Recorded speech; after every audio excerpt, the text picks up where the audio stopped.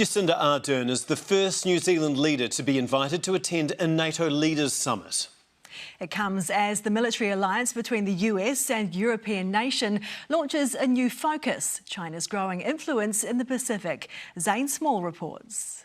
Fresh from her stop in Aotearoa this week, Australia's Foreign Minister Penny Wong's next stop was the Solomon Islands. It was her first visit there since her Chinese counterpart signed a security pact in Honiara in April. It sent ripples across the Pacific, but she's received some assurances about China's intentions. The government does not intend for there to be a persistent military presence or foreign military base here in Solomon Islands. But concerns remain for experts watching China's actions in the Pacific. China has been growing its armed forces and it's growing its influence. And it's caught the attention of NATO, the military alliance formed after World War II between the US and European nations. Russia's invasion of Ukraine has brought the alliance back onto the world stage.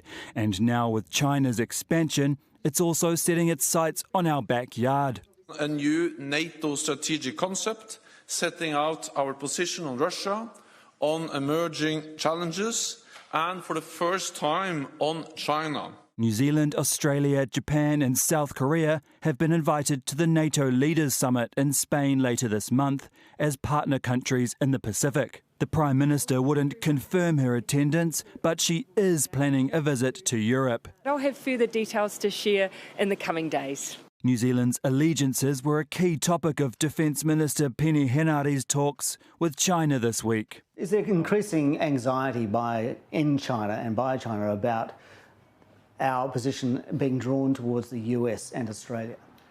Look, I think that was a theme in a lot of what the Chinese delegation said. Why does all of this matter for New Zealand? Well, Professor Robert Asen tells me we can't always assume the Pacific will be the friendly neighbourhood we've always known. Wherever New Zealanders visit in the Asia Pacific or in the South Pacific, over time, the China factor is not going to disappear.